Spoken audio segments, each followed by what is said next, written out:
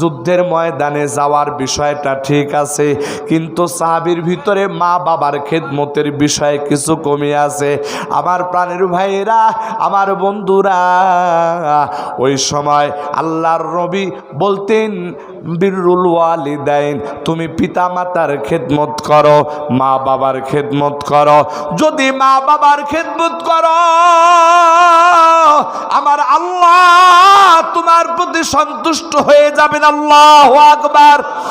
আমার প্রাণের ভাইয়েরা, এইরকম আরো একজন সাহাবী বলতেন, ইয়া রাসূলুল্লাহ, এমন কি আমল করব যে আমল করার দ্বারা আল্লাহর সন্তুষ্টি পাওয়া যাবে? ওরে বন্ধু, আমার নবীজি দেখতেন তার ভিতরে নামাজের আমল ঠিক আছে, মা বাবার খেদমত ঠিক আছে, কিন্তু জিহাদের ব্যাপারে একটু গরিমসি দেখা যায়। আল্লাহর নবী বলতেন, আল জিহাদু ফি সাবিলিল্লাহ, তুমি আল্লাহর রাস্তায় জিহাদ করবা। ওরে বান্দা, তোমার নামাজ ঠিক আছে, মা বাবার খেদমত ঠিক আছে, তোমার দান সদকা ঠিক আছে, অন্যান্য কাজ ঠিক আছে, তুমি এবার শুধু জিহাদের প্রতি মনোযোগী বাড়াও, জিহাদের প্রতি তুমি একটু মনোযোগী হও। আমার প্রাণের ভাইয়েরা, আল্লাহর নবী বলেন, এই আমলটুকুন করতে পারলে আমার আল্লাহ রব্বুল আলামিন তোমাকে প্রিয় বান্দাদের অন্তর্ভুক্ত করে নেবেন। একটু আওয়াজ দিয়া জোরে জোরে বলেন সুবহানাল্লাহ। প্রাণের ভাইরা, আমার বন্ধুরা, আমার এই জায়গার ভিতরে ও গাজীপুর এলাকার মুসলমান, ও শফিপুর বাজারের এলাকার মুসলমান, আমি আপনাদের উদ্দেশ্যে বলতে চাই, আমি তো কলবের ডাক্তার না, আপনার ভিতরে কি অসুবিধা আছে না আছে এটা জানি না। ওরে বন্ধু, কিন্তু উলামায়ে কেরাম কোরআন থেকে যেই কথাগুলো বলেন, এই কথাগুলো আমার আপনার জন্য আমল করা জরুরি। ওরে বন্ধু, এই যে এখন রজব মাস শেষ, আজকে 29 তারিখ, কথা বলেন ঠিক কিনা? আজকে 29 তারিখ, যদি আজকে চাঁদ উঠতো তাহলে আমাদের আজকে থেকেই শাবান মাস শুরু হয়ে যাইত। আমার প্রাণের ভাইয়েরা, এই যে সামনে আসতেছে শাবান মাস, শাবান মাসের পরে যে মাসটা আসতেছে, এই মাসের নাম হলো রমাদান। এই মাসের নাম কি? রমজান মাস। প্রাণের ভাইরা, আমার বন্ধুরা, আমার একটু গভীর মনোযোগ দিয়ে খেয়াল করে শুনুন। এই রমাদান এমন একটা মাস, যেই মাস আসার 2 মাস আগ থেকে পয়গম্বরে আরবি সাল্লাল্লাহু আলাইহি ওয়াসাল্লাম আল্লাহর দরবারে দোয়া করতেন, আল্লাহুম্মা বারিক লানা ফি রজব ওয়া শাবান ওয়া বাল্লিগনা রমাদান। ওগো আল্লাহ, রজব আর শাবান মাসের বরকত তুমি দান করো, আর রমজান পর্যন্ত আমাকে তুমি পৌঁছায়া দাও, আমাদেরকে পৌঁছায়া দাও, মানে রমজান পর্যন্ত হায়াতকে লম্বা করে দাও। আমার প্রাণের ভাইরা, আমার বন্ধুরা, আমার নবীজি সাল্লাল্লাহু আলাইহি ওয়াসাল্লাম বছরে এই দোয়া আর কোনো সময় করতেন না। যখনই রমজান মাস আসার 2 মাস আগে আসতো, রমজান মাস আসবে আর মাত্র 2 মাস বাকি, ওরে বন্ধু, ওই 2 মাস সময় বাকি থাকতে আমার নবীজি এই দোয়া পড়তেন। তার অর্থ হইল, আল্লাহ মুহররম মাস যেহেতু হায়াত দান করেছেন, সফর মাস যেহেতু হায়াত দান করেছেন, আল্লাহ রবিউল আউয়াল মাস, রবিউল সানি মাসে হায়াত দান করেছেন, আয় আল্লাহ রবিউল আউয়াল রবিউল সানি মাস যেহেতু হায়াত দান করেছেন, মুহররম মাস যেহেতু হায়াত দান করেছেন, সফর মাস যেহেতু হায়াত দান করেছেন, ওগো আল্লাহ এখন রজব শাবান মাস, আল্লাহ এই 2 মাসেও হায়াত দিয়া আমাকে রমজান পর্যন্ত পৌঁছায় দেন। কেন রে ভাই? 2 মাস আগ থেকে রমজান পাওয়ার জন্য কেন দোয়া করতে হবে? আমার প্রাণের ভাইরা, এই রমজান মাস হলো আউয়ালুহু রহমাতুন ওয়া মাগফিরাত ওয়া আওসাতুহু মাগফিরাতুন ওয়া আখিরুহু ইতকুম মিনান নার। আমার প্রাণের ভাইরা, এই মাস এমন একটা মাস, যেই মাসের প্রথম দশক হলো রহমতের মাস, রহমতের অংশ। এর পরের দশকের নাম মাগফিরাত, এর পরের দশকের নাম জাহান্নাম থেকে মুক্তি। ওরে বন্ধু, এই যে একটা মাসকে আমার আল্লাহ 3টা ভাগে ভাগ করেছে। আমার আল্লাহ এই মাসের ভিতরে যদি কোনো একজন বান্দা একটা ফরজ ইবাদত করে তাহলে তার আমলনামায় 70টা ফরজের সমান সওয়াব আমার আল্লাহ লিখে দেন। আল্লাহু আকবার, আল্লাহু আকবার। যদি এই মাসের ভিতরে কোনো একজন বান্দা একটা নফল আমল করে রে ভাই, তাহলে ওই বান্দার আমল নামায়, একটা নফলের আমল নামায় আমার আল্লাহ একটা ফরজের সমতুল্য সওয়াব দান করেন। ওগো বন্ধু, একটু গভীর মনোযোগ দিয়ে কথাগুলো একটু শোনার চেষ্টা করুন। অথচ সারা জীবন ভর যদি আপনি নফল আমল করেন কিন্তু একটা ফরজের সমতুল্য সওয়াব হবে না। কিন্তু রমজান এমন দামি মাস, এই দামি মাসের ভিতরে আল্লাহর কোনো বান্দা যদি একটা নফল আমল করে, ওই নফল আমলের সওয়াব আমার আল্লাহ বাড়াইতে বাড়াইতে একটা ফরজের সমতুল্য সওয়াব করে দেন। জোরে জোরে আওয়াজ দিয়ে বলেন সুবহানাল্লাহ। আমার প্রাণের ভাইয়েরা, আমার বন্ধুরা, এই মাস এত দামি মাস, যেই মাসের জন্য পয়গম্বর আরবি সাল্লাল্লাহু আলাইহি ওয়াসাল্লাম 2 মাস আগ থেকে আমার আল্লাহর কাছে দোয়া করতেন। শুধু তাই নয়, এই দুনিয়াতে আমরা কত কিছু নিয়ে গৌরব করি, বাড়ি নিয়ে গৌরব করি, ব্যবসা প্রতিষ্ঠান নিয়ে গৌরব করি, এরপরে সন্তানাদি নিয়ে গৌরব করি। আমার প্রাণের ভাইয়েরা, আগের জামানায় যারা আল্লাহওয়ালা ছিল, যারা আল্লাহওয়ালা ছিল, বুজুর্গ বান্দা ছিল, তারা কিন্তু বাড়ি নিয়ে গৌরব করতেন না, তারা কিন্তু জায়গা জমি নিয়ে গৌরব করতেন না, দুনিয়ার সহায় সম্পদ নিয়ে কখনো গৌরব করতেন না, বরং একে অন্যের উপরে গৌরব করতেন। ও ভাই, তুমি জীবনে কয়টা রমজান পাইছো? আল্লাহু আকবার বলেন।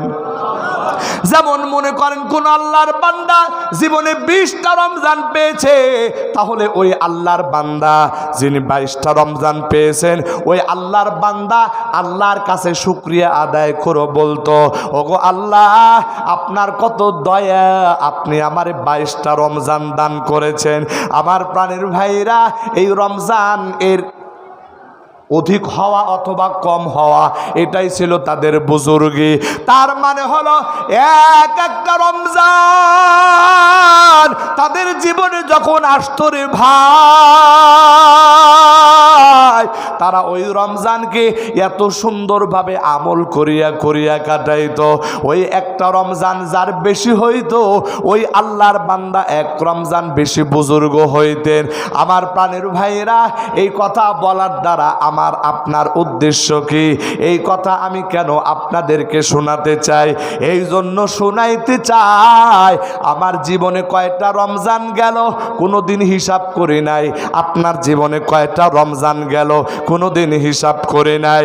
আমার প্রাণের ভাইয়েরা, রমজান মাস কোন দিক দিয়ে আসে, কোন দিক দিয়ে চলে যায়, কোনো হিসাব আমার আপনার নাই। রমজান মাস যদিও বা আসে, তাহলে আমাদের ভিতরে হিসাব চলে যে আমরা সেহরিতে কি খানা খাবো, আবার ইফতারিতে কি খানা খাবো। সারাদিন না খায়া থাকবে, ইফতারির সময় যখন আসবে মনে হবে দুনিয়ার সব খেয়ে ফেলবো। আবার যখন সেহরি খাবে তখন চিন্তা করবে সারাদিন না খেয়ে থাকবো, সেহরিতে দুনিয়াটা পর্যন্ত খায়া ফেলবে।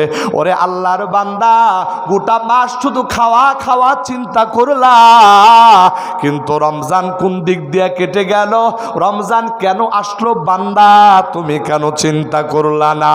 আমার আল্লাহ পবিত্র কুরআনুল কারীমের মধ্যে রমজানুল মুবারকের ব্যাপারে বলতেছেন, ইয়া আইয়ুহাল্লাযীনা আমানু কুতিবা আলাইকুমুস সিয়াম কামা কুতিবা আলাল্লাযীনা মিন ক্বাবলিকুম লাআল্লাকুম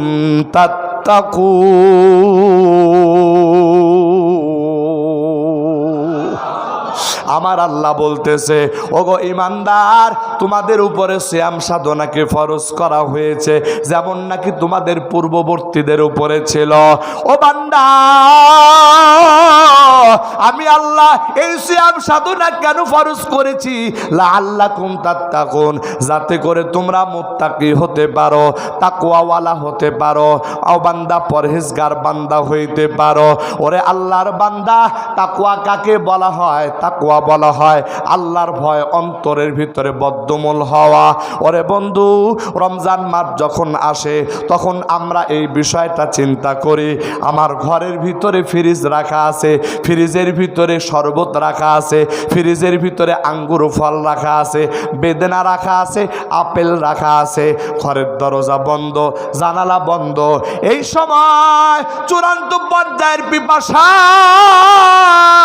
আবার পেটের মধ্যে ক্ষুধা।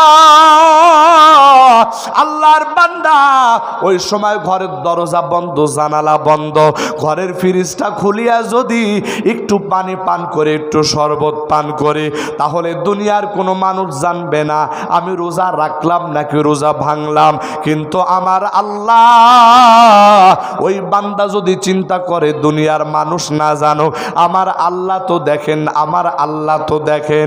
এই চিন্তা করিয়া আল্লাহর বান্দা হাজার পিপাসা লাগলেও পানি পান করে না।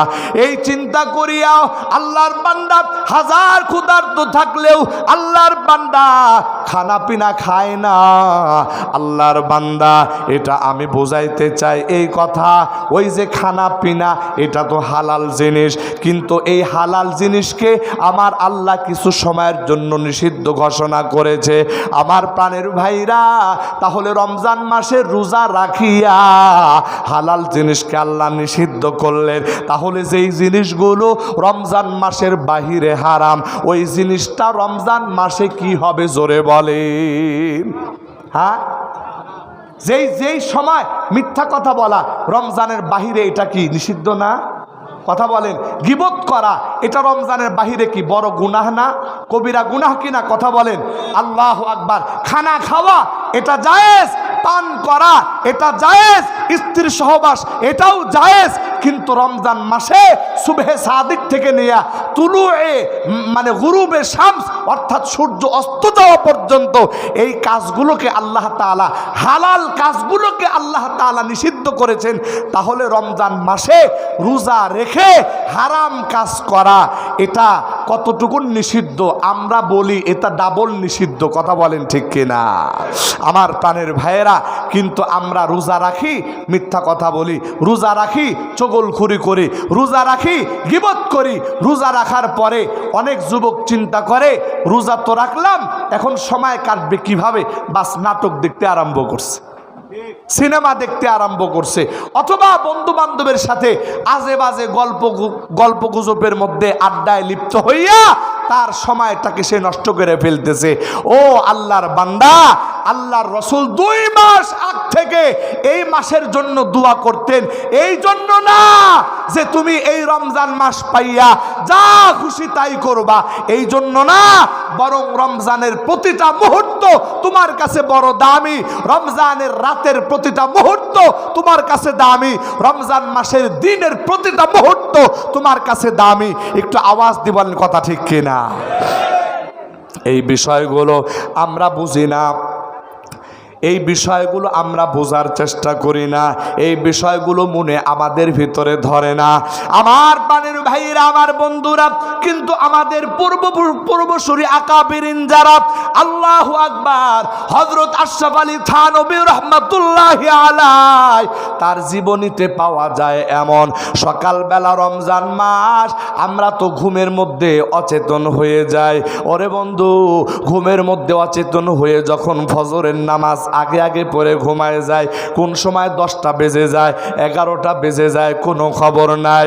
হযরত আশরাফ আলী থানভী রাহমাতুল্লাহি আলাইহি সকালবেলা থেকে তিনি কোরআনুল কারীমের তিলাওয়াত শুরু করে দিতেন। সকালবেলা থেকে, এই সকালবেলা থেকে কোরআনুল কারীম তিলাওয়াত করতেন একেবারে বিরতিহীন ভাবে জোহর নামাজ পর্যন্ত। জোহর নামাজের যিনি যে সুন্নত পড়তেন তার কামরার ভিতরে সুন্নত পড়তেন, সুন্নত পড়ে জোহর নামাজের যখন একেবারে ইকামতের সময় হইতো ওই সময় তিনি মসজিদের ভিতরে আসতেন নামাজ আদায় করার জন্য। আবার নামাজ শেষ করিয়া সালাম ফিরাইয়া আবার তিনি তার কামরার ভিতরে চলে আসতেন। আবার 2 রাকাত সুন্নত নামাজ পড়ে আবার কোরআনুল কারীমের তিলাওয়াত নিয়ে বসে যাইতেন। আমার প্রাণের ভাইরা, আমার বন্ধুরা, এইরকম তিলাওয়াত করতে করতে আসরের নামাজ, আবার আসরের নামাজের পর আবার মাগরিবের আগ পর্যন্ত, অর্থাৎ ইফতারের আগ পর্যন্ত তিলাওয়াত। ওরে বন্ধু, দিনের বেলা একটা মুহূর্ত সময় নষ্ট হইতো না। এমনকি এমন বর্ণনাও পাওয়া যায়, তার একজন কাছের বন্ধু, একেবারে নিকটতম একজন বন্ধু আসছে হযরত আশরাফ আলী থানভীর দরবারে সাক্ষাৎ করবেন। সাক্ষাৎ করে তিনি তার সঙ্গে কিছু জরুরি কথা বলবেন। সকালবেলা আসছেন, দুপুর পর্যন্ত অপেক্ষায় আছেন না, জোহরের নামাজ পড়ে তিনি আবার তার কামরায় প্রবেশ করলেন, ঘরের দরজাটা লাগায় দিলেন, কোরআন তিলাওয়াত শুরু করলেন। আশায় থাকলেন আসরের নামাজের আগে হয়তোবা সাক্ষাৎ করা যাবে, কিন্তু না, আসরের নামাজের সময় যখন হলো তখন দরজা খুললেন। এরপরে নামাজ আদায় করলেন, মনে করলেন নামাজ পড়িয়া হয়তোবা তার সঙ্গে জরুরি কথা আলাপ সারা যাবে, কিন্তু না রে ভাই, আসরের নামাজ পড়িয়া তিনি আবারও তার কামরায় গিয়ে দরজা বন্ধ করে কোরআন তেলাওয়াত শুরু করলেন। তার বন্ধু বুঝে নিল রমজান মাস, কারো সঙ্গে কথা বলার সময় নাই, কারো সঙ্গে বন্ধুকে সময় দেওয়ার সময় নাই। আমার বন্ধুরা এই রকম ভাবে রমজান মাসের দিন তাদের কাছে কেটে যাইত। আব্দুল কাদের রায়পুরী রহমাতুল্লাহি আলাইহি আমাদের অনেক আগে অতিবাহিত হওয়া একজন বুজুর্গের নাম আব্দুল কাদের রায়পুরী রহমাতুল্লাহি আলাইহি।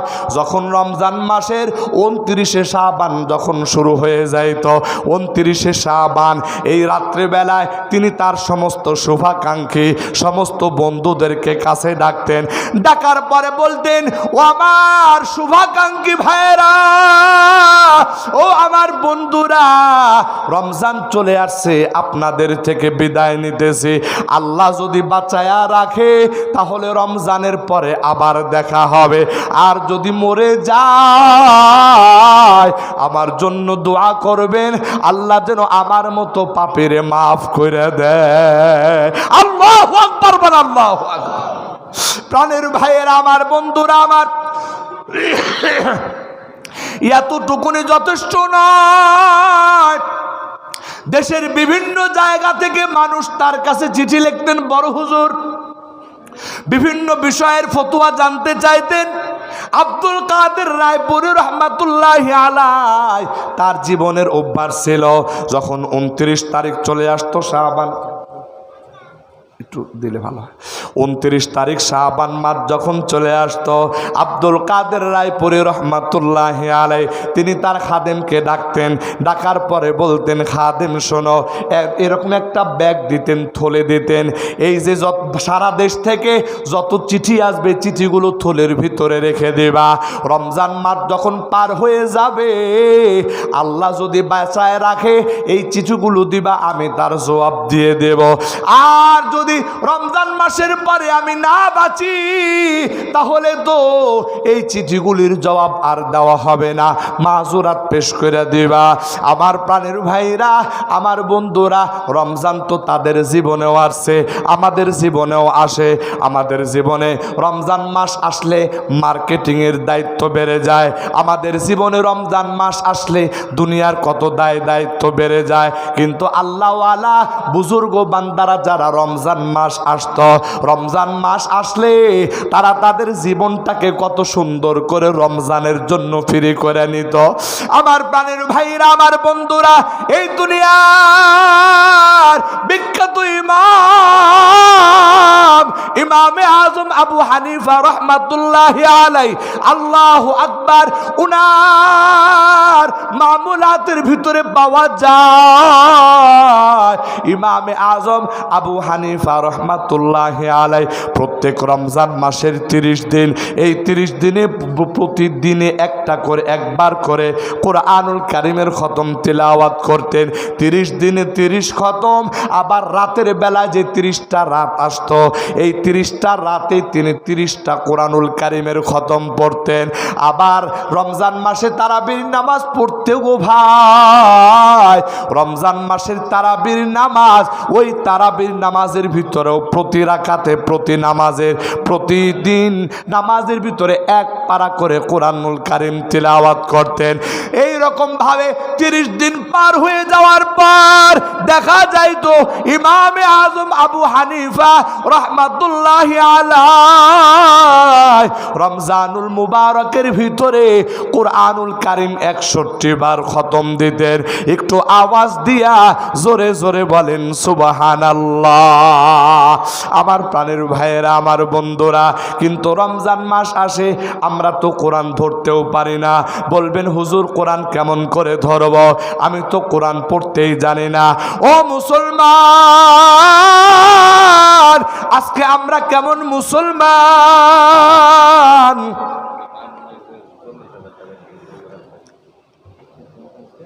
এই বিষয়গুলো আমার আপনার একটু চিন্তা ভাবনা করা দরকার। আমি একজন মুসলমান কিন্তু কোরআনুল কারীম পড়তে জানি না। এমন মুসলমান আছে সমাজে 10 বছর ধরে নামাজ পড়ে, শুধুমাত্র নামাজ পড়ার জন্য। যেই 4টা সূরা জানা দরকার, এই 4টা সূরাও এমন মুসলমান আছে তারা সুন্দরভাবে পড়তে জানে না। আবার এমন মুসলমান আছে এত বছর ধরে নামাজ পড়ে, এখন পর্যন্ত সূরা ফাতিহা ঠিক মতো জানা নাই। একটু আওয়াজ দিয়া জোরে জোরে বলেন কথা ঠিক কিনা? মনে একটু কষ্ট পাইলেন মনে হয় যে হুজুর আমাদের বিপক্ষে কথা বলতেছে। না রে বন্ধু, আমি আপনার বিপক্ষে কথা বলতে চাই না। কেন আপনার বিরুদ্ধে আমি কথা বলবো? আপনার সাথে তো আমার বাপ দাদার জন্মে কোনো শত্রুতা নাই। কিন্তু টেকনাফ থেকে তেতুলিয়া পর্যন্ত গোটা বাংলাদেশ সফর করি। আমার বন্ধুরা, মুসলমানদের কিছু হালত জানা আছে। আল্লাহর বান্দা যেই কালিমা পড়ে মুসলমানের তো হওয়া যায়, ওই কালিমা পর্যন্ত মুসলমান এমন অনেক আছে যারা জানে না। আমার বন্ধুরা, শতকরা 100 জনের ভিতরে 90 থেকে 95 জন মুসলমান নিজের ফরজ নামাজটুকুন পড়বে। এই ফরজ নামাজটুকুন পড়ার জন্য বিশুদ্ধভাবে 4টা সূরা জানা থাকা দরকার। এই 4টা সূরা পর্যন্ত জানা নাই। আল্লাহর বান্দা, আমি যে পবিত্র কোরআনুল কারীমের যে আয়াত তিলাওয়াত করেছি, আমার আল্লাহ বলেন আল্লাযী খালাকাল মাউতা ওয়াল হায়াতা লিয়াবলুয়াকুম আইয়ুকুম আহসানু আমালা ওয়া হুয়াল আজিজুল গফুর। আমার আল্লাহ বলতেছে, এ বান্দা, আমি হায়াত সৃষ্টি করেছি, আমি মৌত সৃষ্টি করেছি রে বান্দা।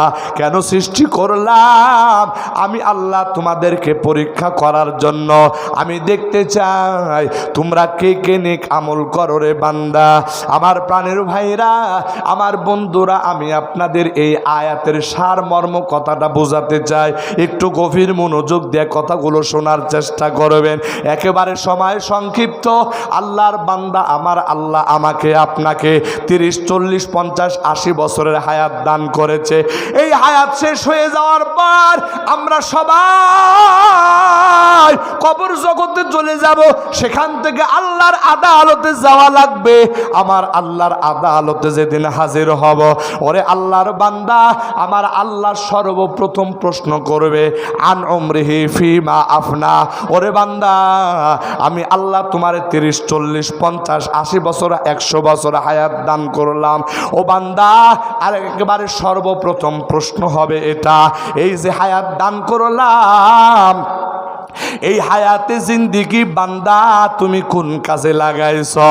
আও বান্দা, আমি আল্লাহর কাছে তোমার ওই হায়াতে জিন্দিগির সময়ের হিসাব দিয়ে যাও। আমার বন্ধুরা, ও শফিপুর বাজার এলাকার মুসলমান,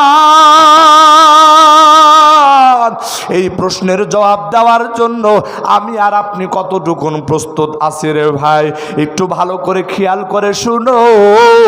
আল্লাহর বান্দা আল্লাহর আদালতে যখন দাঁড়াইবা তখন তো তোমার আমল নামাগুলি সব প্রকাশ হয়ে যাবে।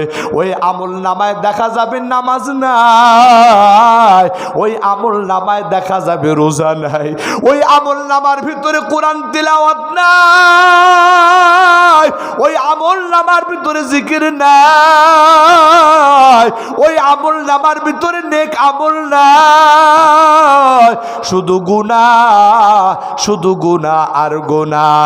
ওরে আল্লাহর বান্দা, এই রকম গুনাহ নিয়া আল্লাহর আদালতে কেমন করে হাজিরা দিবা? ওই দিন কি লজ্জা লাগবে না? ওই দিন তো লজ্জায় মাথা নত হয়ে যাবে। ওই দিন বান্দা আফসোস করবে, কিন্তু ওই দিনের হাজার আফসোসের দ্বারাও কোনো লাভ হবে না। একটু আওয়াজ দিয়া জোরে জোরে বলেন কথা ঠিক কিনা? আমার প্রাণের ভাইরা, আমার বন্ধুরা, এই যে আজকে আল জামিয়াতুল বারিকিয়া দারুল উলুম মাদ্রাসার উদ্যোগে মাহফিল, এই মাহফিলে হযরত উলামায়ে কেরামের জবান থেকে আপনারা মূল্যবান কথা শুনেছেন।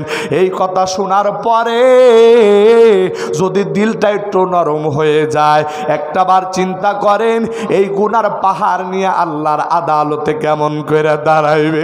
আমার প্রাণের ভাইরা, আমার বন্ধুরা, এই রকম গুনাহ গুনাহ গুনাহ গুনাহ নিয়া আল্লাহর আদালতে যখন দাঁড়াইব, যদি আমার আল্লাহ একটা গুনার জন্য আমাকে আপনাকে পাকড়াও করে, যদি এই আযাব দিতে শুরু করে রে ভাই, ওই গুনাহের আযাব বরদাস্ত করার মতো কোনো ক্ষমতা আমার আপনার নাই। যদি কোনো আল্লাহর বান্দা বলে হুজুর ওই গুনাহের আযাব বরদাস্ত করার ক্ষমতা আমার আছে, ওই বান্দার ব্যাপারে আমার কোনো কথা নাই।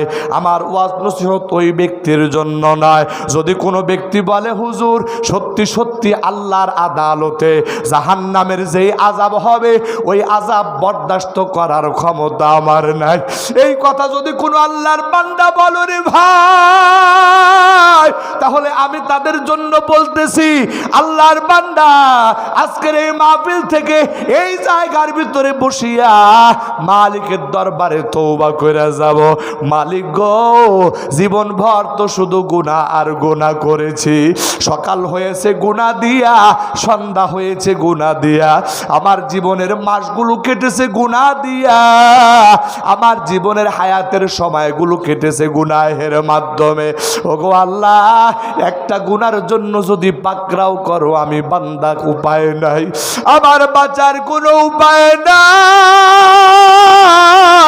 আল্লাহর বান্দা এবার মালিককে ডাক দিয়া বলো, মালিক আমার গুনাহগুলির দিকে না তাকায়া আপনার রহমান, গফফার, সাত্তার এই নামগুলির দিকে তাকায়া জীবনের তামাম গুনাহ খাতাগুলি মাফ করে দাও।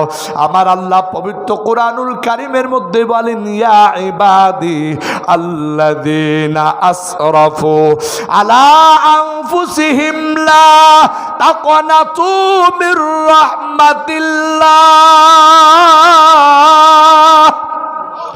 ইন্নাল্লাহ ইয়াগফিরুয যুনুবা জামিআ ইন্নাহু হুয়াল গফুরুর রহিম। আমার আল্লাহ বলতেছে, আমার বান্দারা, তোমরা যারা গুনাহ করে করে নিজেদের প্রতি বাড়াবাড়ি করে ফেলেছ, তার মানে আমার আল্লাহ বুঝাইতে চান, এ বান্দা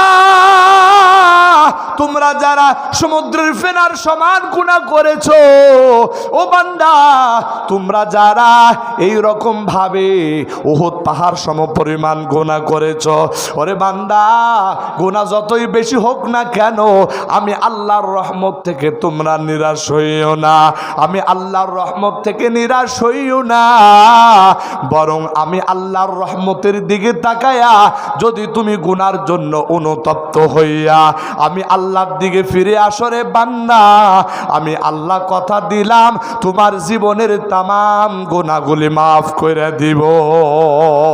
একটু আওয়াজ দিয়ে বলেন সুবহানাল্লাহ। আমার প্রাণের ভাইরা, আমার বন্ধুরা, আমার আল্লাহ কেমন গুনাহ মাফ করনে ওয়ালা, কেমন তওবা কবুল করনে ওয়ালা। আমার প্রাণের ভাইরা, আমার বন্ধুরা, হযরত মূসা আলাইহিস সালাতু ওয়াস সালামের জামানায় আল্লাহর একজন বান্দা এত নাফরমানি করেছে, এত নাফরমানি করেছে, যেই নাফরমানের কোনো হিসাব নাই। পয়গম্বর মূসা আলাইহিস সালাতু ওয়াস সালাম ও তার দেশের ভিতরে বৃষ্টি হয় না, অনাবৃষ্টির কারণে জমিনগুলো ফেটে চৌচির হয়ে গেছে। গোটা দেশের ভিতরে যত প্রাণী আছে রে ভাই, এই প্রাণীগুলো পানির অভাবে মারা যাইতেছে। মানুষের জীবন ছটফট ছটফট করতেছে। এই রকম ভয়ঙ্কর পরিস্থিতি যখন হয়ে গেছে, আমার প্রাণের ভাইরা, আমার পয়গম্বর মূসা আলাইহিস সালাতু ওয়াস সালাম আল্লাহর দরবারে বলে, আল্লাহ বৃষ্টি দাও। গোটা দেশ তো একেবারে মরুভূমি হয়ে গেল, গোটা দেশের মানুষ মারা যাইতেছে, আল্লাহ পশু পাখিগুলো মারা যাইতেছে, দেশের ভিতরে বৃষ্টির ব্যবস্থা করে দাও। আমার প্রাণের ভাইরা, আমার বন্ধুরা, আমার আল্লাহ ডাক দেয়া বলে, ও মূসা পয়গম্বর, এইভাবে হবে না। তোমার দেশের তোমার যত উম্মত আছে সবাইরে একত্রিত করে ময়দানে আসো, আমি আল্লাহর কাছে দোয়া করো, আমি আল্লাহ দোয়া কবুল করে নিব। পয়গম্বর মূসা ঘোষণা দিয়া সমস্ত উম্মতদেরকে এক ময়দানে হাজির করলেন, আল্লাহর কাছে বৃষ্টির জন্য দোয়া করলেন। আমার আল্লাহ বলল, ও পয়গম্বর মূসা, এই জমিনের ভিতরে এমন একজন পাপিষ্ঠ আছে যে কিনা 40 বছরের ভিতরে একটা বারের জন্য আমি আল্লাহরে আল্লাহ বলে ডাক দেয় নাই। 40 বছরের ভিতরে এই বান্দা জীবনে কোনো দিন আমি আল্লাহকে আল্লাহ বলে ডাক দেয় নাই। শুধু তাই নয়, 40 বছরের ভিতরে এই বান্দা জীবনে একটা নেক আমলও করে নাই।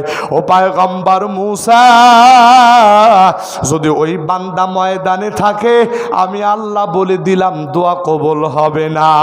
আমার প্রাণের ভাইরা, আমার বন্ধুরা, পয়গম্বর মূসা আলাইহিস সালাতু ওয়াস সালামকে আমার আল্লাহ যখন জানায়া দিলেন, আমার আল্লাহ যখন জানায়া দিলেন, পয়গম্বর মূসা আলাইহিস সালাতু ওয়াস সালাম বড় জলিলুল কদর পয়গম্বর, বড় রাগী পয়গম্বর, গোটা উম্মতকে লক্ষ্য করে বললেন, এই শোনো, গোটা দেশের মানুষের কষ্ট হইতেছে, গোটা দেশের ভিতরে প্রাণীগুলো কাঁদতে কাঁদতে মারা যাইতেছে, গোটা জমিনগুলো মরুভূমি হয়ে যাইতেছে।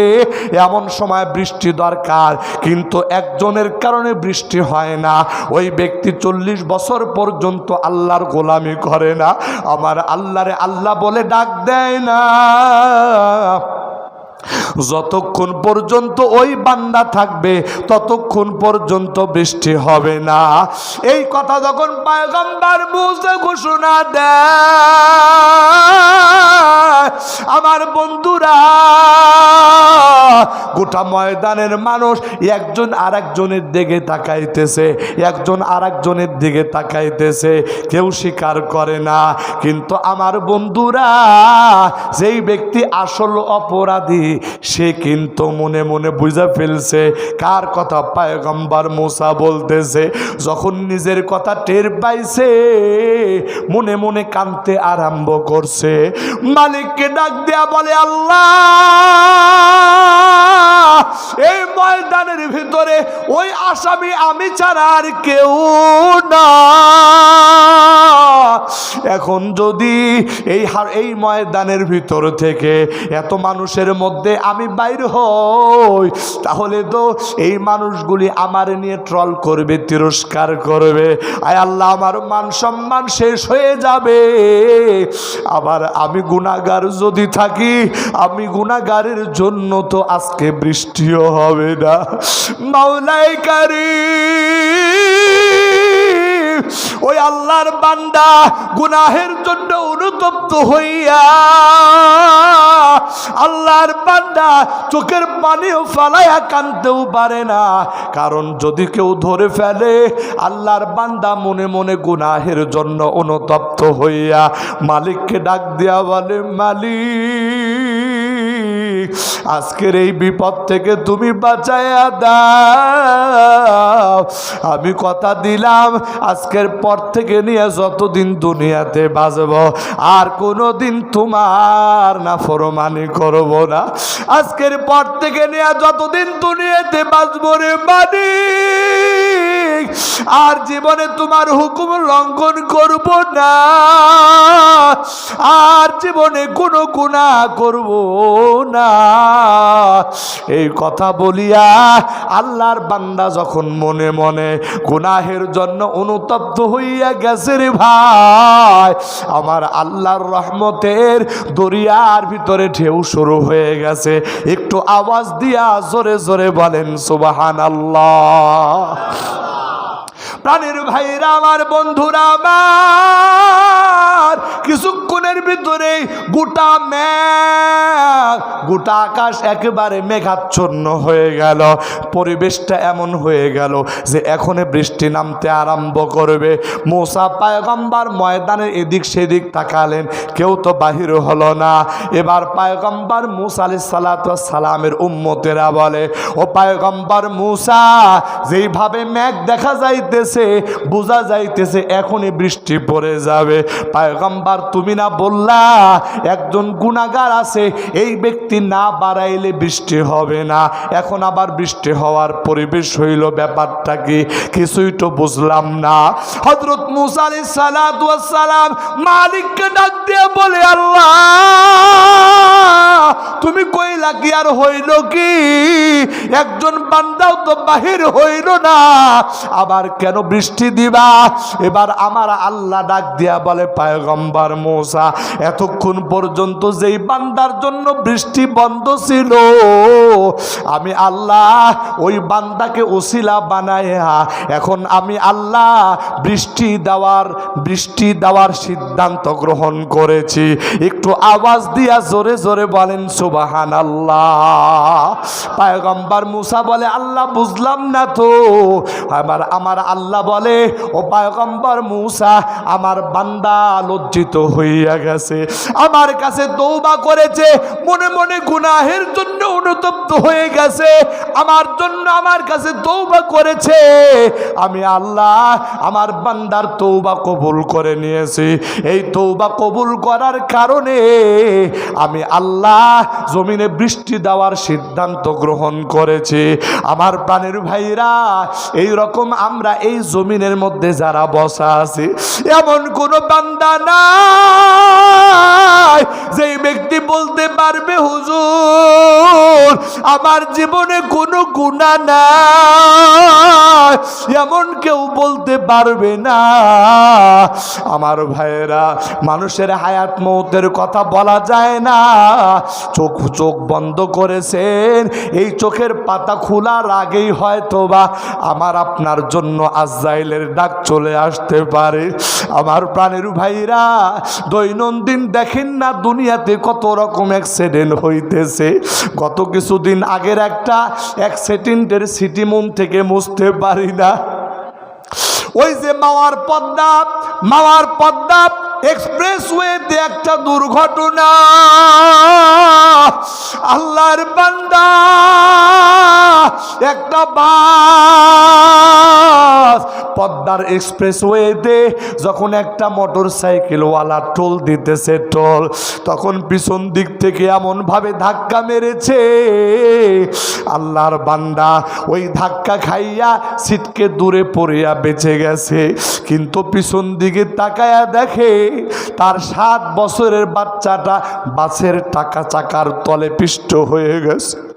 আল্লাহর বান্দা দেখতেছে বাসের তলে তার প্রিয়তমা স্ত্রীকে টেনে হেঁচড়ে নিয়ে যাইতেছে। ওই আল্লাহর বান্দা যুবক 2 ফোঁটা চোখের পানি ফালায়া দুনিয়ার মানুষের সামনে কান্দে আর বলে, আমার একটা মাত্র সন্তান ছিল, আর কে আমারে বাবা বলে ডাকবে? আমার প্রিয়তমা স্ত্রী দুনিয়া থেকে বিদায় হয়ে গেল। এমন দুইটা প্রিয় মানুষ দুনিয়া থেকে যার চোখের সামনে বিদায় হয়ে যায়। আল্লাহর বান্দা বলো দেখি, ওই আল্লাহর বান্দা দুনিয়াতে আর কেমন কইরা বাঁচে? আমার প্রাণের ভাইরা, এই রকম দুর্ঘটনা আমার আপনার ডানে বামে কত ঘটতেছে, কত দুর্ঘটনা ঘটতেছে। একজন দেখলাম অফিস থেকে বাহির হইয়া, হয়তো বা তার মা অথবা তার স্ত্রী ইলিশ মাছ খাইতে পছন্দ করে রে ভাই। আল্লাহর বান্দা ইলিশ মাছ কিনেছে, কিছু তরি তরকারি কিনিয়া পিছনে বান্ধিয়া যখন বাড়ির পথ ধরেছে, পিছন দিক থেকে একটা ট্রাক এমন ভাবে যাতা দিয়ে ধরছে রে ভাই, মুহূর্তের ভিতরে আল্লাহর বান্দা দুনিয়া থেকে বিদায় হয়ে গেছে। একদিকে তার মাছ পড়ে রয়েছে, একদিকে তার মোটর সাইকেল পড়ে আছে, আর অন্যদিকে ওই যুবকের লাশটা রাস্তার ভিতরে পড়ে আছে। আমার প্রাণের ভাইরা, আমার বন্ধুরা, ও গাজীপুর এলাকার মুসলমান, জীবনে আর কোনোদিন আপনাদের মাঝে আসবো কিনা জানি না, জীবনে আর কোনোদিন সাক্ষাৎ হবে কিনা জানি না, কিন্তু দিল থেকে কথাগুলো বলে যায়।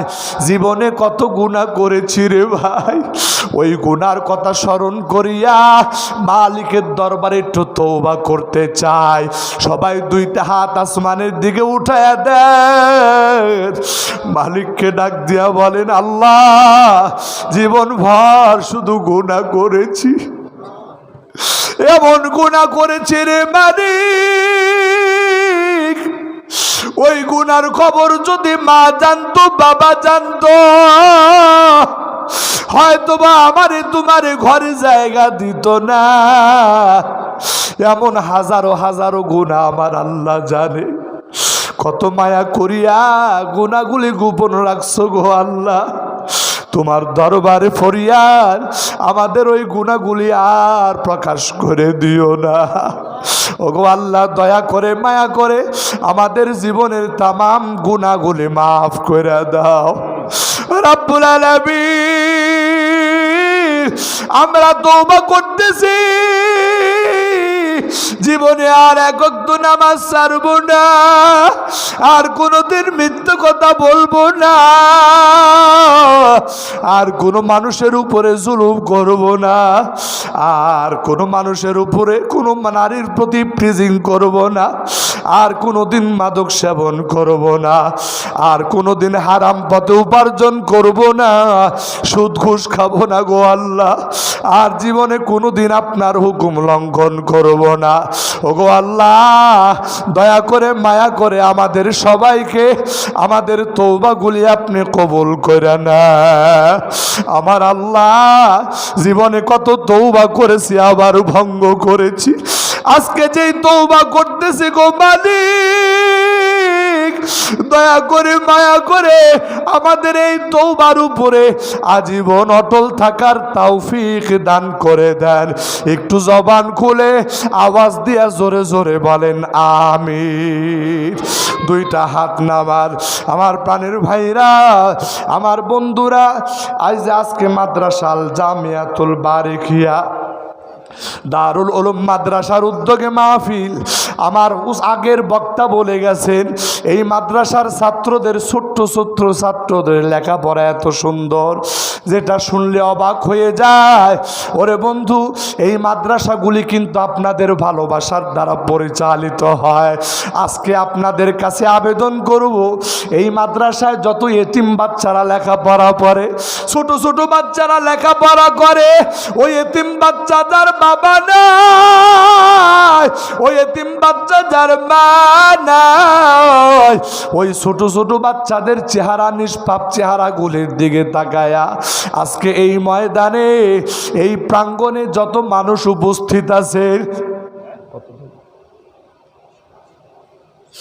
আমি আপনাদের মাঝ থেকে একটু জানতে চাই, আল্লাহর বান্দা এই জমিনের ভিতরে এই প্রাঙ্গণে যারা বসা আছে, আমি বলতে চাই এই মাদ্রাসাকে ভালোবাসিয়া, ওই এতিম বাচ্চাকে ভালোবাসিয়া এই ময়দান থেকে আল্লাহর কোনো বান্দা যদি একটু থাকে, একটু বলেন ভাই যে হুজুর আমি এই মাদ্রাসার জন্য 5,000 টাকা দান করব।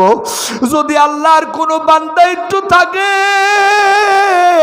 একটু দাঁড়ায়া যান, আলেম ওলামাদের মজলিস, আমি অথব গুনাহগার, আপনার নামটা ধরে মালিকের দরবারে একটু দোয়া করতে চাই।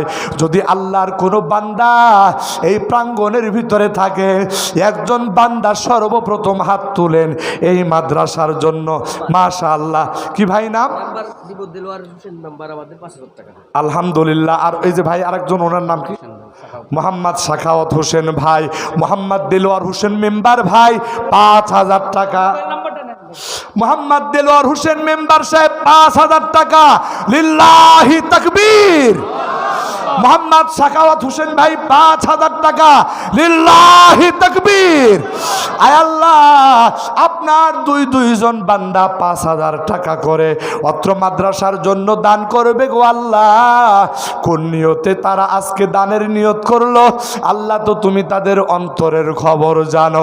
আল্লাহ দয়া করে মায়া করে তাদের দান কবুল করে নাও, তাদের সমস্ত নেক নিয়তগুলি পুরা করে দাও। একটু জবান খুলিয়া আওয়াজ দিয়া জোরে জোরে বলেন আমিন। মাশাআল্লাহ। এবার তৃতীয় নাম্বারে আর একজন ভাই বলবেন, হুজুর আমার মা নাই, আমার বাবা নাই, যদি মা বেঁচে থাকতো ফল কিনে খাওয়াইতাম, যদি বাবা বেঁচে থাকতো বাবার অসুস্থতার জন্য ওষুধ কিনে খাওয়াইতাম। আজকে মা বাবা দুনিয়াতে নাই, ওই মায়ের দরদি সন্তান কে আসো রে ভাই, ওই বাবার দরদি সন্তান কে আসো। এই এতিমখানা এই মাদ্রাসার জন্য 5,000 করে টাকা দান করার মতো আর দুই একজন আল্লাহর বান্দা দেখতে চায়। ওই মায়ের নামে দোয়া চাইয়া, ওই বাবার নামে দোয়া চাইয়া মসজিদের ভিতরে যারা বসেছেন, বারান্দার ভিতরে যারা বসেছেন, আমি সকলকে অনুরোধ করছি ভাই এই মাদ্রাসার জন্য দিলটা খুলিয়া মনটা খুলিয়া মাত্র কয়েকটা দান চাইতেছি 5,000 টাকার। একটু তাড়াতাড়ি করে বলেন ভাই, এইখানে সাদা দাড়িওয়ালা মুরব্বীরা আছে, যদি আপনার নামের সাথে আমিন তারা বলে, এখানে আলেম ওলামারা আছে, নেক আল্লাহর বান্দারা আছে রে ভাই, যদি আপনার নামের সাথে আমিন বলে, আল্লাহর কসম এই আমিন আমার আল্লাহ ফেরত দিবে না রে ভাই। একটু তাড়াতাড়ি করে বলেন, একটু তাড়াতাড়ি করে বলেন, আর একটু মোহাব্বতের সঙ্গে জবান খুলে একটু জিকির করেন, লা ইলাহা ইল্লাল্লাহ, লা ইলাহা ইল্লাল্লাহ।